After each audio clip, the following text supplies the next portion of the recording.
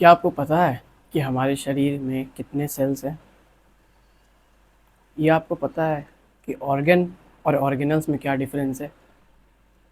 तो आज यही जानेंगे इस चैप्टर में। आज का टॉपिक है बायोलॉजी आईसीएससी क्लास 10th का पहला चैप्टर, जो कि है cell the structure and fundamental unit of life, जिसमें हम लोग आज पढ़ेंगे इंट्रोडक्शन सेल के बारे में और थोड़ा टाइप्स ऑफ सेल, मतलब कि सेल कितने तरह के होते हैं। बेसिकली दो टाइप के होते हैं, एनिमल सेल और प्लांट सेल। दोनों के बीच में आज डिफरेंस पढ़ेंगे और सेल के बारे में थोड़ा सा जानेंगे।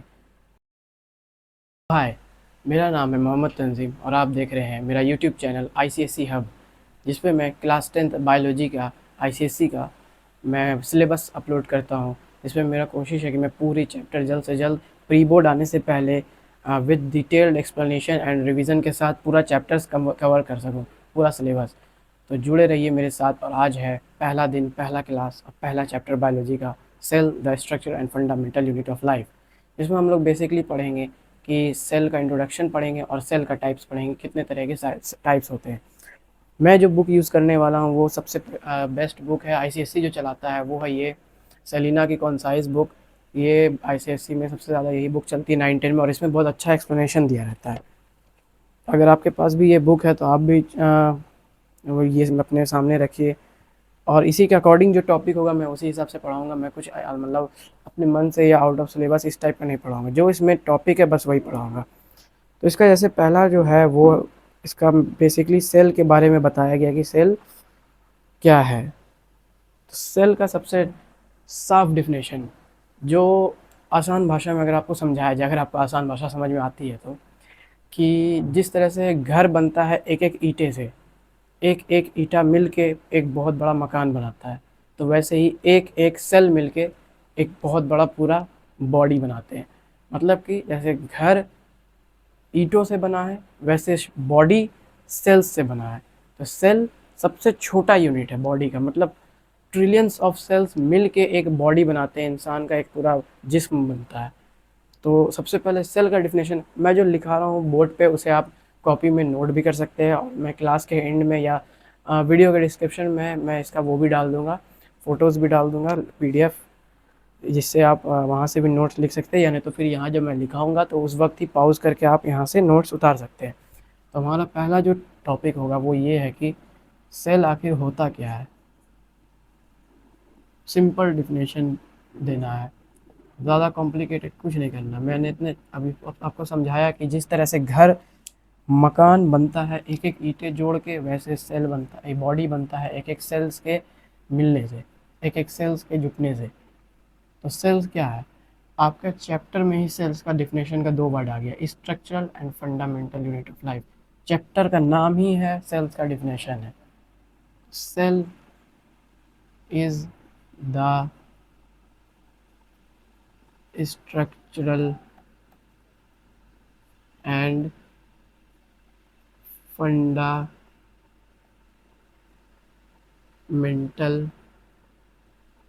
यूनिट ऑफ लाइफ, मतलब कि सबसे छोटा यूनिट। यूनिट यूनिट मतलब ही होता है एक, मतलब लाइफ मतलब ज़िंदगी, ज़िंदगी का सबसे छोटा यूनिट जो है, मतलब ज़िंदगी किस में होती है, ऑब्वियसली बॉडी, एक ज़िंदा जीव ही होता है, जिसमें जो बना हुआ होता है वो सेल से होता है। तो सेल्स सबसे वो छोटा यूनिट है, जिस तरह से कि घर मकान का सबसे छोटा यूनिट एक ईंटा हुआ, एक एक ईंटा मिल के 20-30 हज़ार ईंटा मिल के एक घर बनता है, एक फ्लोर 2 फ्लोर का। उस तरह से ही ट्रिलियंस ऑफ सेल्स मिल के पूरा एक जिस्म, पूरा एक बॉडी बनाते हैं, ऑर्गन्स बनाते हैं और सारा चीज़ बनाते हैं। तो ये बेसिकली डिफिनेशन है सेल्स का। और इसके बाद फिर सेल्स के बारे में थोड़ा सा है कि सेल्स कितने नंबर्स में है। तो देखिए, एक्यूरेट जो होता है वो सेल्स को काउंट कर लेना अभी तक इम्पॉसिबल है, चाहे कितना भी पावरफुल माइक्रोस्कोप क्यों ना हो। सेल्स का एग्जैक्ट नंबर को अभी वो करना बहुत इम्पॉसिबल है, लेकिन एक वो अप्रॉक्स आदमी को पता चल जाता है, एवरेज पता चल जाता है कि कितना फिर भी वो होगा, कितना हो सकता है हमारे बॉडी में, एक नॉर्मल आदमी के बॉडी में कितना सेल्स होगा, मतलब कितने सेल्स से मिलकर उसका बॉडी बना है। तो बुक का जैसा डिटेल है, इस सेलिना कॉन्साइस का जो इंफॉर्मेशन है उसके अकॉर्डिंग हमारा बॉडी में जो है आवर बॉडी कंटेन्स, या यहाँ पे मेड अप ऑफ भी लिख सकते हैं, मेड अप ऑफ, जैसा कि सेलिना कॉन्साइज बुक का उसमें इंफॉर्मेशन उसके अकॉर्डिंग 37.8 ट्रिलियंस। आप समझ जाइए कि ट्रिलियन, 1 ट्रिलियन कितना होता है। मे बी एक्यूरेट तो नहीं पता, लेकिन शायद 100 या 1000 बिलियन मिलके 1 ट्रिलियन बनाते हैं, और यहाँ 37.8 ट्रिलियन है। आवर बॉडी कंटेन या made up of 37.8 trillion of cells. ये है हमारी सेलिना कॉन्साइज के बुक का इंफॉर्मेशन है, ये डेटा है। उसके बाद ये सेल्स का नंबर हो गया। अब सेल्स का इसमें नेक्स्ट टॉपिक है कि मतलब सेल्स कितना छोटा हो सकता है और कितना बड़ा हो सकता है। तो सबसे छोटा सेल्स जो है वो है ब्लड सेल्स, जो हमारा वो है आरबीसी जिसे कहते हैं, वो आगे सर्कुलेटरी सिस्टम में पढ़ाऊँगा वो भी। तो हमारा सबसे छोटा जो सेल्स है वो है red blood cells. Smallest, bacteria भी एक सेल है, आपको पता अगर नहीं होगा तो आपकी जानकारी के लिए बता दूं। बैक्टीरिया एक यूनिसेलुलर सेल है, मतलब सिर्फ एक सेल का बना हुआ है। बैक्टीरिया सिर्फ एक सेल का बना हुआ होता है। जैसे हम ट्रिलियंस ऑफ सेल के बने हुए, लेकिन बैक्टीरिया सिर्फ एक सेल्स का होता है बना हुआ। तो स्मॉलेस्ट सेल जो है वो है बैक्टीरिया। अगर जीव जंतु में बात किया जाए, किसी ऑर्गेनिज्म का बात किया जाए तो बैक्टीरिया। और हमारे इंसान के शरीर में अगर सबसे छोटा सेल्स की बात किया जाए तो वो है आरबीसी।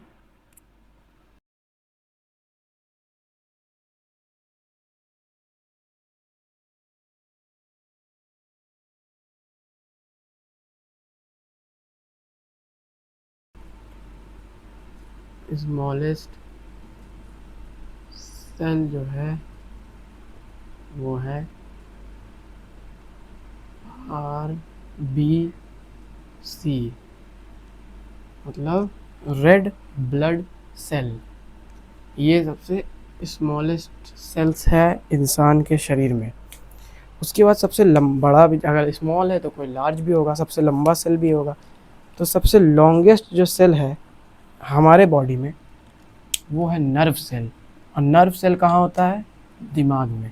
मतलब कि दिमाग जिस सेल्स से मिलकर बना है उसे नर्व सेल कहते हैं। तो longest cell in our body is कौन सा है? Nerve cell. जैसे मैं पॉइंट बाय लिखाते जा रहा हूँ, आप इसे लिखते भी जाइए। ये सब शॉर्ट नोट बहुत काम आता है बाद में, एग्ज़ाम के वक्त रिवीजन में बहुत काम आता है। तो ये आपने देख लिया, स्मॉलेस्ट सेल्स आरबीसी है, लॉन्गेस्ट सेल और हमारे बॉडी में नर्व सेल है। इतने हमारे बॉडी में सेल है, और ये सेल का डिफिनेशन है। ये सेल्स का डिफिनेशन है, सिंपल है, ज़्यादा भारी नहीं है। उसके बाद हम बात करेंगे सेल के शेप के बारे में। हाँ, तो हमारे बॉडी में सबसे छोटा सेल होता है आरबीसी। तो इसका शेप कैसा होगा? इसका शेप होता है बाइकॉन्केव। उसके पीछे भी रीज़न है क्यों होता है बाइकॉन्केव, वो हम सर्कुलेटरी सिस्टम में पढ़ेंगे। गोल क्यों नहीं होता है या चपटा क्यों नहीं होता है, बाइकॉन्केव क्यों होता है, वो आगे पढ़ेंगे सर्कुलेटरी सिस्टम में। Shape of red blood cell is biconcave. Biconcave मतलब हो गया वो लेंस एक आता है ना बाइकॉन्केव, तो उस लेंस का जैसा फिगर होता है ना, दिया रहता है, आप गूगल पे भी सर्च कर सकते हैं। उस शेप का होता है RBC cell, biconcave. Biconcave shapes of cell हो गया। उसके बाद हाँ, अब बात आता है कि सेल्स के पार्ट्स के बारे में पढ़ेंगे। सेल्स में मतलब सेल्स का जो मेन मतलब जो वो है ऑर्गेनल जो है, उसके बारे में तो पार्ट 2 में पढ़ेंगे अच्छे से डिटेल्ड एकदम, उसका सारे का फंक्शन और वो सब चीज़। लेकिन आज जो पढ़ेंगे अब नेक्स्ट टॉपिक वो होगा हमारा कि सेल्स में 3 जो मेन एसेंशियल पार्ट होते हैं वो क्या होते हैं। मैं हट अपना साइड, आप इसे उतार लीजिए नोट्स।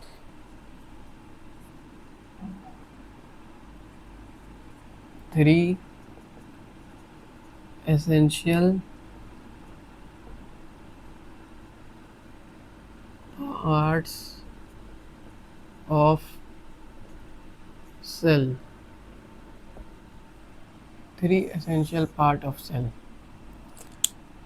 सेल्स, मैं आपको एक बात बताता हूँ, ये बात आप बहुत गौर से सुनिएगा कि जिस तरह से हमारा बॉडी मल्टीपल्स ऑर्गन से मिल के बना है, ऑर्गन सिस्टम से मिल के बना है, मतलब कि इसमें सब अपना अपना काम कर रहे हैं। जैसे लीवर वो अपना काम कर रहा है, डाइजेशन में मदद कर रहा है, किडनी यूरिन फॉर्मेशन में मदद कर रहा है, ब्लड प्योर करने में मदद कर रहा है, वैसे बाकी सब और जितने भी ऑर्गन्स है सब अपना कुछ ना कुछ काम कर रहे हैं। हार्ट ब्लड पंप कर रहा है। तो सेल खुद ज़िंदा रहने के लिए क्या उसके लिए कोई काम करता होगा? जैसे हमें ज़िंदा रखने के लिए ऑर्गन्स मिल के काम कर रहे हैं, और ऑर्गन्स बना किससे है? सेल्स से। तो सेल्स को ज़िंदा रखने के लिए भी तो कुछ चाहिए। दिमाग में आया कुछ पॉइंट? मैं यहाँ लिखता हूँ, बॉडी बना है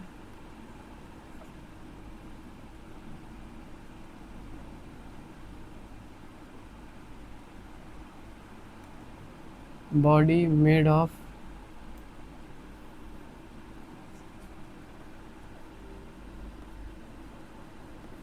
ऑर्गन सिस्टम। ये फ्लो चार्ट आप अपने कॉपी में ज़रूर लिखिएगा, ये बहुत इंपॉर्टेंट है। बॉडी बना है ऑर्गन सिस्टम से मिल के बना है। ऑर्गन सिस्टम क्या क्या चीज़ से मिल के बना है? पूरा एक सिस्टम जो है ऑर्गन सिस्टम्स बना है ऑर्गन्स के मिलने से। सारे ऑर्गन्स को मिलाकर पूरा ऑर्गन सिस्टम बोलते हैं। तो और ऑर्गन्स किसके मिलने से बना है? ऑर्गन्स बना है टिश्यूज़ के मिलने से। टिश्यूज़ के मिलने से ऑर्गन्स बना है। टिश्यूज़ किससे बना है? टिश्यू बना है सेल्स के मिलने से। बॉडी बना है ऑर्गन सिस्टम के मिलने की वजह से, पूरा इकट्ठे बन के एक बॉडी बनाता है। ऑर्गन्स सारा मिल के ऑर्गन सिस्टम बनाता है। टिश्यूज़ सब मिल के एक ऑर्गन बनाता है, और बहुत सारा सेल्स मिल के एक टिश्यू बनाता है।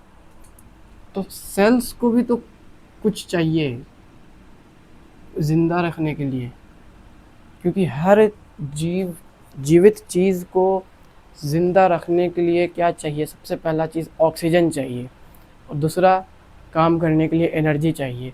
तो अगर सेल्स आपके बॉडी को ज़िंदा रखा हुआ, आपके ऑर्गन्स को ज़िंदा रखा हुआ, आपके टिश्यू को ज़िंदा रखा हुआ है अल्टरनेट, तो देखा जाए कि बॉडी तो पूरा सेल्स से ही बना है, क्योंकि ये सबसे बेसिक यूनिट है।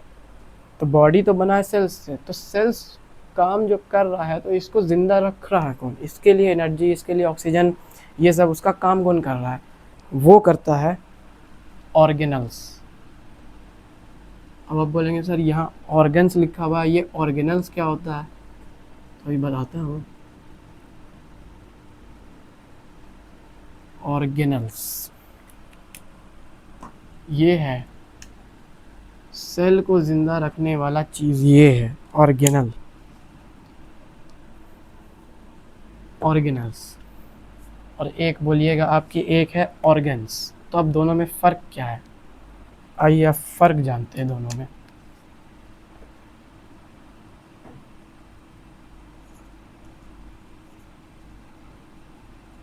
Organs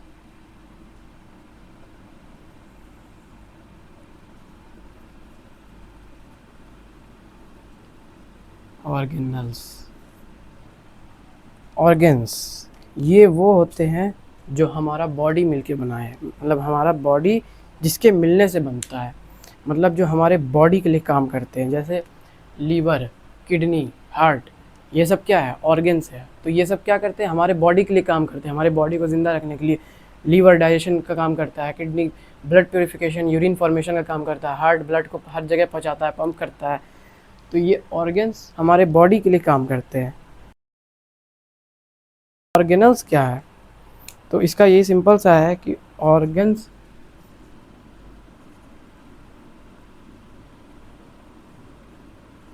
works for our body. Organs जो है हमारे बॉडी के लिए काम करते हैं। एग्जाम्पल, लीवर क्या करता है भाई? हेल्प इन डाइजेशन में मदद करता है लीवर। हार्ट क्या करता है? Pumps blood. इस तरह से किडनी क्या करता है? ब्लड फिल्टर और यूरिन फॉर्मेशन।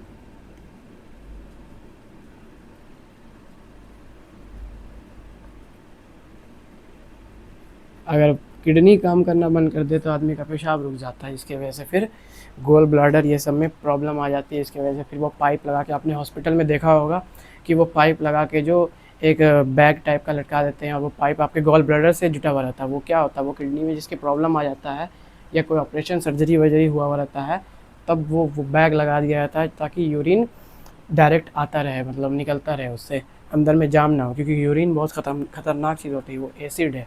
वो जितना देर अंदर शरीर में रहेगा ना, वो नुकसान पहुंचाता है, आपके गॉल ब्लैडर को नुकसान करेगा। इसलिए किडनी, तो ये सब हो गए ऑर्गन्स। ऑर्गन्स क्या करते हैं? ऑर्गन्स का फंक्शन है बॉडी के लिए काम करना, बॉडी को ज़िंदा रखने के लिए सब अपना अपना काम कर रहा है। लेकिन ऑर्गेनल्स क्या है? ऑर्गेनल्स जो है, जैसे लीवर, हार्ट, किडनी, ये बॉडी के ऑर्गन्स हैं। तो उस तरह से ऑर्गेनल्स जो है ना, वो सेल्स के ऑर्गन्स को कहते हैं ऑर्गेनल। समझ में आया? Organelles are the organs of cells। Organelles जो है वो सेल के ऑर्गन को कहते हैं। Organelle work for the cells. जिस तरह से ऑर्गन्स बॉडी के लिए काम करते थे, बॉडी को ज़िंदा रखने के लिए, उसे ऑर्गेनल्स सेल्स को ज़िंदा रखने के लिए वो काम करते हैं। जिस तरह से हमारे बॉडी में बहुत सारे ऑर्गन्स हैं, लीवर, किडनी, हार्ट और भी स्प्लीन और कितना चीज़ वो सब है, तो उस तरह से सेल्स के अंदर भी बहुत सारे ऑर्गेनल्स हैं। वो हम लोग दूसरे पार्ट पढ़ेंगे डिटेल्ड उसके बारे में। मैं यहाँ पे कुछ का एग्जांपल दे देता हूँ। जैसे एग्जांपल है एक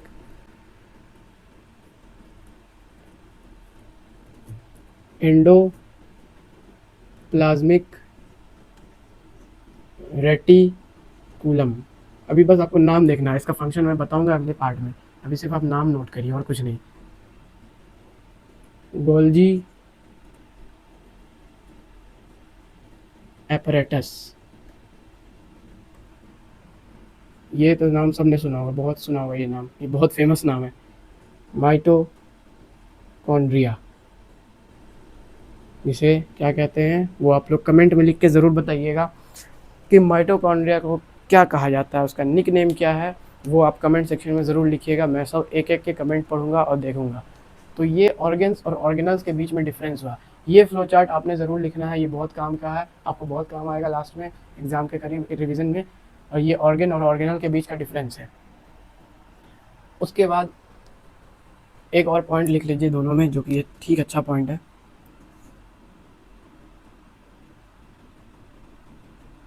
organs form organ system.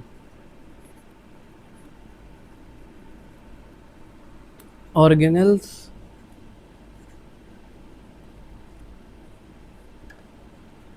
Form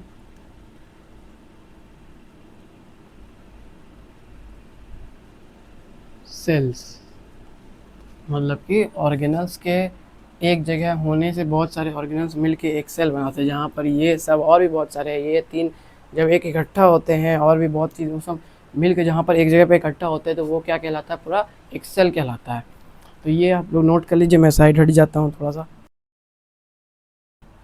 तो अब चलते हैं हम अपने नेक्स्ट पॉइंट की तरफ, नेक्स्ट टॉपिक की तरफ, जो कि मैंने पहले ऊपर लिखा था, लेकिन ये समझाना पहले बहुत ज़रूरी था, क्योंकि अगर ये समझ में नहीं आता तो ये वाला चीज़ समझ में नहीं आता। Essential part of cells, essential part of cells को समझने के लिए ऑर्गेन और ऑर्गेनल समझना था।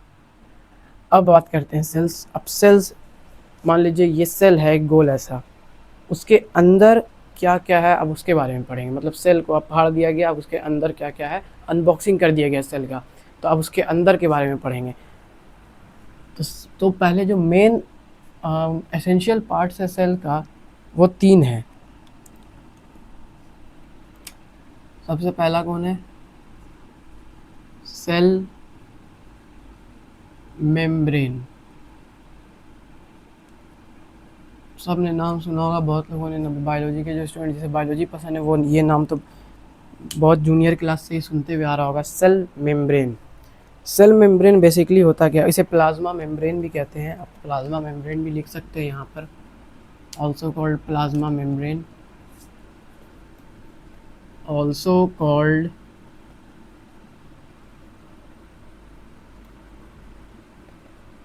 Plasma membrane, also called plasma membrane. इसे प्लाज्मा मेम्ब्रेन भी कहते हैं। ये होता क्या बेसिकली, एक पतला सा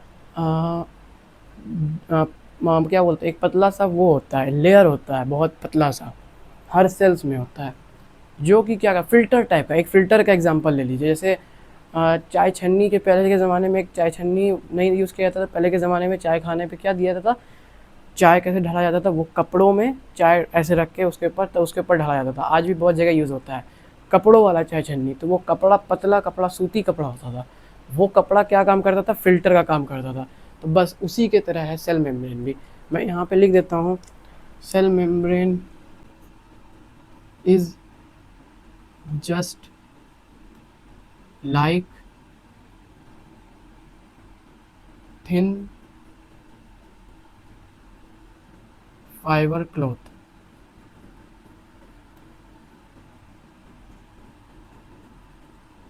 which is used in filtration।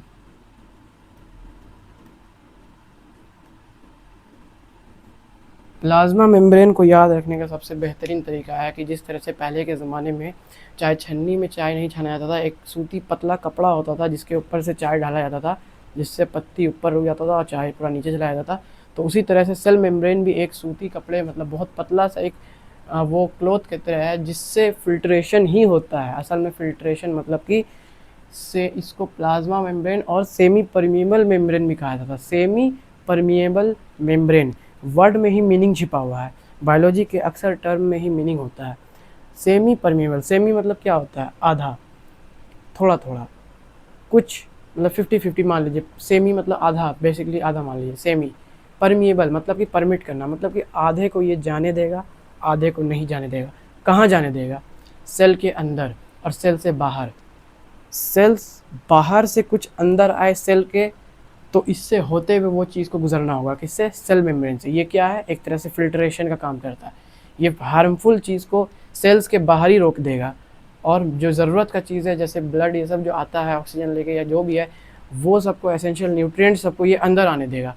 वैसे ही सेल्स के अंदर का जो वेस्ट प्रोडक्ट है वो उसको ये बाहर कर देगा, और अंदर का मतलब अच्छा चीज़ जो है, ज़रूरत वाला चीज़, जो फ़ायदेमंद वाला चीज़ है, उसको ये बाहर अंदर से बाहर जाने नहीं देगा।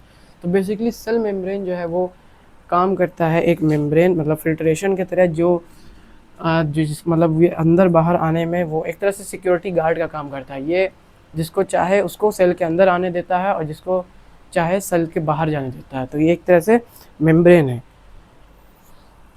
ये जो बना होता है, ये मेन इंपॉर्टेंट पॉइंट है। सेल मेम्ब्रेन यहाँ पे लिख देता हूँ, it is made up of ये ये वर्ड आप याद रखिएगा, ये सेल मेम्ब्रेन आखिर बनता किससे है?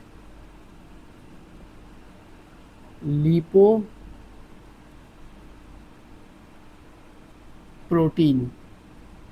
बेसिकली ये एक तरह का प्रोटीन है जिसका नाम है lipoprotein. Cell membrane is made of lipoprotein. Lipoprotein से ये सेल मेम्ब्रेन बनता है। ये सेमी परमिएबल होता है, मतलब कि ये जिसको चाहे उसको आने दे, जिसको ना चाहे उसको ना आने दे। और एक और पॉइंट है इसमें कि ये it contains fine pores. Fine pores मतलब छोटे छोटे इसमें छेद होते हैं। मैंने जैसे बोला कि ये सूती कपड़े में जैसे छोटे छोटे मतलब छन्नी की तरह काम करता है, वही ये भी छन्नी की तरह काम करता है। इसमें छोटे छोटे छेद होते हैं जो कि चेक करता है कि किसको अंदर आने देना है, किसको अपने थ्रू अंदर नहीं आने देना है। सेमी परमिएबल मेम्ब्रेन भी इसे कहते हैं, वो भी लिख सकते हैं। प्लाज्मा मेम्ब्रेन भी कहते हैं, also called semi permeable membrane. Semi permeable membrane.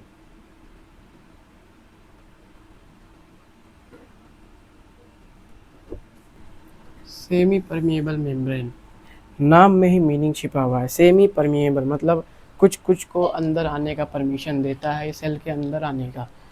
तो बस इतना काफ़ी है इसके बारे में, इससे ज़्यादा आपसे पूछा भी नहीं जाएगा। ये बहुत हार्डली, अगर आईसीएससी बहुत हार्ड क्वेश्चन अगर सेट करता है तब ये पूछेगा, नहीं तो इसका वैसे भी चांस बहुत कम है पूछने का कि ये किससे बना हुआ होता है। सेमी परमिएबल मेम्ब्रेन कहते हैं, इसमें पोर्स होता है। और आप अपने अगर चाहे तो खुद से बना के आंसर तो अब आपको लिखना ही पड़ेगा, 10th है भाई, आप बच्चे तो है नहीं, तो आपको खुद से लिखना होगा। दूसरे एसेंशियल पार्ट्स की तरफ चलते हैं जिसका नाम है साइटोप्लाज्म।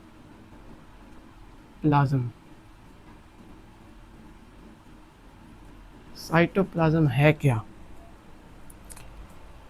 साइटोप्लाज्म जो है वो सेल का लिक्विड है, सेल का एक बहुत गाढ़ा सा लिक्विड है जिसमें सारे सेल के ऑर्गन्स फ्लोट कर रहे हैं। उसमें न्यूट्रिएंट्स भी होते हैं और भी बहुत चीज़ उस वो कंटेन करता है। एक तरह से मतलब अगर देखा जाए तो जब मैं आई वाला चैप्टर पढ़ाऊँगा सेंस ऑर्गन वाला, तो आई का भी आपको पता चलेगा कि ये जो आँख का सबसे ऊपर वाला जो लेयर है इसको काटने कॉर्निया से कहते हैं। उसके बाद काटने के बाद मतलब उसके नीचे एक ल्यूब्रिकेंट लेयर होता है जो फ्रिक्शन से बचाता है। आँख खोल बंद बार बार जो आदमी ब्लिंक करते हैं तो आँख वो डैमेज ना हो, घर्षण रिजिड ना हो जाए उसका सरफेस, तो उससे बचाने के लिए हमारे नेचुरली हमारे मतलब आँख में वो एक लुब्रिकेंट लिक्विड टाइप का दिया गया है। तो उसी तरह से सेल में भी एक लिक्विड होता है, थोड़ा सा गाढ़ा लिक्विड, जिसका नाम है साइटोप्लाज्म, जिसमें कि सारे सेल ऑर्गेनल फ्लोट करते हैं। साइटोप्लाज्म क्या होता है? एक सेमी लिक्विड होता है।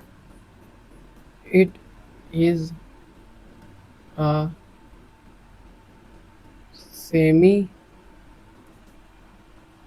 लिक्विड। सेमी लिक्विड होता है इनसाइड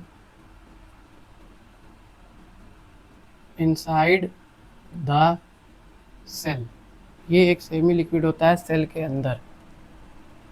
इट कंटेन ऑर्गेनल्स, मतलब सेल्स के अंदर जो ऑर्गेनल होते हैं वो इसी में फ्लोट कर रहे होते हैं। मतलब देखिए मैं आपको डायग्राम से समझाता हूँ। मान लीजिए ये एक सेल है,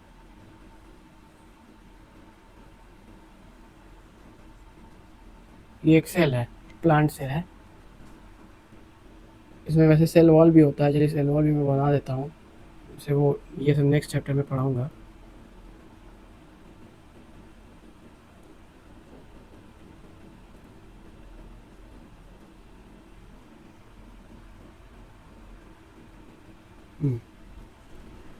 ये हो गया आपका सेल वॉल।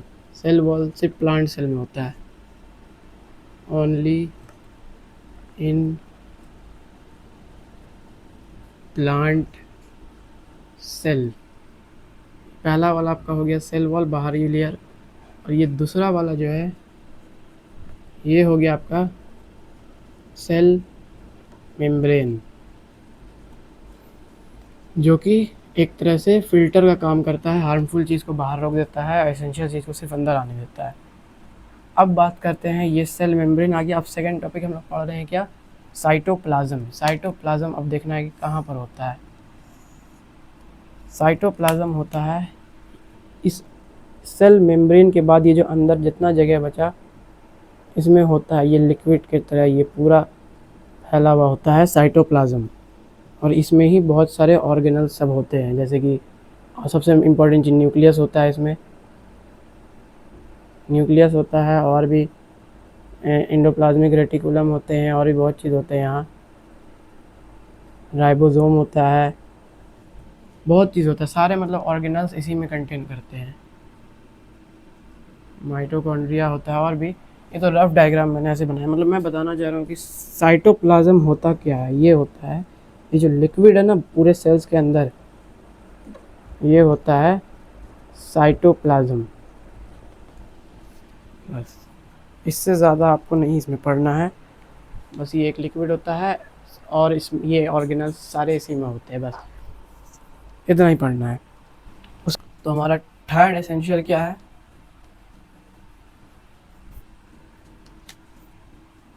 पार्ट सेल का है, वो है न्यूक्लियस। ये अगर ना हो तो सेल जिंदा नहीं रह सकता है। ये एक तरह से ब्रेन ऑफ सेल है, ब्रेन ऑफ सेल बोलिए, या मतलब जो सेल को बताता है कि तुम्हें क्या करना है, डायरेक्टरी वाला काम करता है। कि जैसे फिल्म डायरेक्टर बताता है कि आपको इसको है हीरो का ऐसे रोल करना है, विलन को इधर से आना है, तो ये काम पूरा न्यूक्लियस का होता है। सेल्स को बताना कि तुम्हें अब क्या करना है, सेल्स को डिवाइड करना है कि अभी नहीं करना है, क्या करना है, वो सब बताता है न्यूक्लियस। और सबसे इम्पॉर्टेंट चीज़ जो हम लोग चैप्टर 3 में पढ़ेंगे बायोलॉजी के जेनेटिक्स में, कि न्यूक्लियस के अंदर होता है क्रोमोज़ोम। क्रोमोज़ोम अभी सेकंड चैप्टर ही आपका जस्ट है क्रोमोज़ोम, तो वो होता है कहाँ, न्यूक्लियस में। और क्रोमोज़ोम के अंदर होता है डीएनए, जिससे पूरा जेनेटिक्स का पूरा मतलब वो चैप्टर में सिर्फ डीएनए उसी के बारे में पढ़ा जाता है। तो ये बेसिकली होता क्या है, ये लार्ज स्फेरिकल शेप का होता है इनसाइड द सेल। सेल के अंदर ये लार्ज स्फेरिकल एक तरह का बॉडी होता है ये, और जो कि सेंटर में ही मेनली होता है spherical body.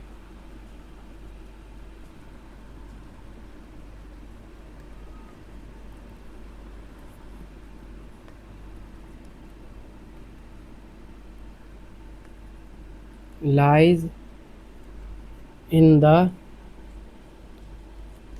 center of the cell in the cytoplasm. मतलब ये भी साइटोप्लाज्म में ही होता है। साइटोप्लाज्म पूरे सेल के अंदर जो लिक्विड है साइटोप्लाज्म भरा हुआ पूरा, तो ये होता तो मतलब साइटोप्लाज्म में ही ये भी होता है फ्लोट करा, लेकिन एकदम सेंटर पे होता है, सेल के सेंटर। स्फेरिकल शेप होता है, सेंटर में होता है। मैं बना देता हूँ ऐसे यहाँ पर एक, आपको समझ में आएगा अच्छे से। तो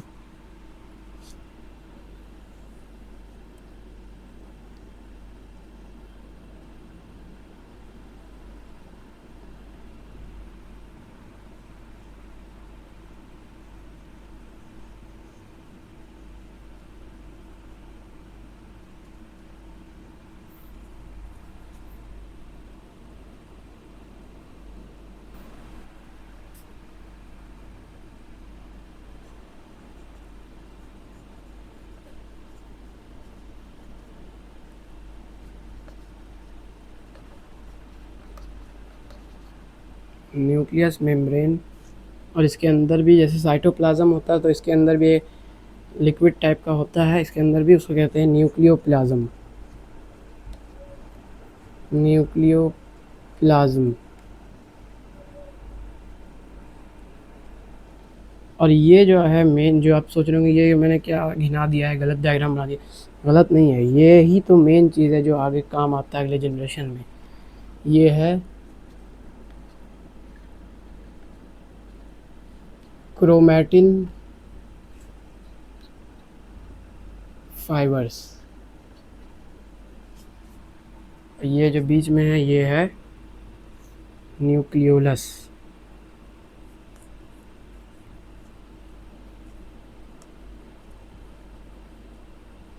बीच में है न्यूक्लियोलस। बस इसमें इतना ही है आपके डायग्राम, बुक के डायग्राम में। सबसे जो ऊपर है ये हो गया न्यूक्लियोप्लाज्म, न्यूक्लियस मेम्ब्रेन हो गया, ये जो होता है ऊपर। उसके बाद होता है न्यूक्लियोप्लाज्म जो अंदर में लिक्विड होता है। उसके बाद है क्रोमैटिन फाइबर्स जो कि अभी इस फॉर्म में होते हैं, थ्रेड लाइक स्ट्रक्चर होते हैं। मैं यहाँ पे लिख देता हूँ,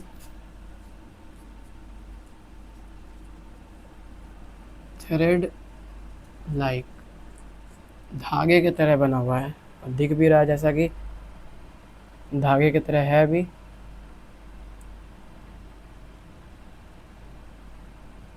थ्रेड लाइक है। ये आगे चल के मिल के कंडेंस हो जाते हैं। सारा थ्रेड जब एकजुट हो जाके बना देता है क्रोमोसोम, जो फिर आगे मेयोसिस में उसका मेन रोल है क्रोमोसोम का, फिर आगे जेनेटिक और वो सब में काम आता है, वो सब आगे पढ़ा जाएगा। मेन जो आपका बेसिकली वो ये है, न्यूक्लियस का जो स्ट्रक्चर है वो ये है। इससे ज़्यादा आपकी किताब में कुछ नहीं लिखा है। इसमें आप इसी सबको आप पॉइंट्स बना के लिख सकते हैं कि लाइज इन द सेंटर हो गया, तो एक नेक्स्ट पॉइंट ये भी लिख दीजिए। इट कंटेन, यहाँ पे मैं यहाँ पे लिख देता हूँ, इट कंटेन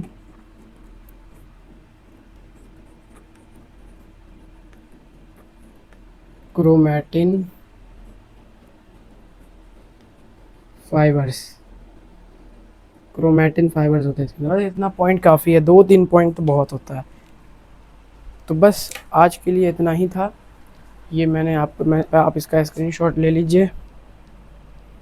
आज के लिए पार्ट 1, इस चैप्टर के पार्ट 1 में आज इतना ही था। आज हमने पढ़ा, सबसे पहले सेल्स के बारे में पढ़ा कि सेल्स होता क्या है, फिर उसका शेप, उसका नंबर, फिर ऑर्गेन ऑर्गेनल के डिफरेंस में पढ़ा कि ऑर्गेन क्या होता है, ऑर्गेनल क्या होता है, essential 3 essential parts of cell पढ़ा। अब नेक्स्ट डे अगले पार्ट में हम लोग पढ़ेंगे टाइप्स ऑफ सेल्स, जो कि मतलब एनिमल और प्लांट के बीच का डिफरेंस जो होता है दोनों के सेल्स में, वो क्या होता है वो पढ़ेंगे। और फिर हम लोग जो पढ़ेंगे मेन चीज़ वो है कि एसेंशियल, वो सारा जो उनका सेल ऑर्गेनल्स होता है वो सब के बारे में एक एक करके सबका फंक्शंस पढ़ेंगे, और फिर ये चैप्टर ख़त्म हो जाएगा। ठीक है, तो मिलते हैं किसी नेक्स्ट अगले पार्ट में, जो कि 1 या 2 दिन में मैं फिर से अपलोड कर दूँगा। बने रहिए, चैनल को सब्सक्राइब ज़रूर करिएगा और अपने दोस्तों में शेयर करना नहीं भूलिएगा और अपना प्यार दिखाइएगा। Bye bye.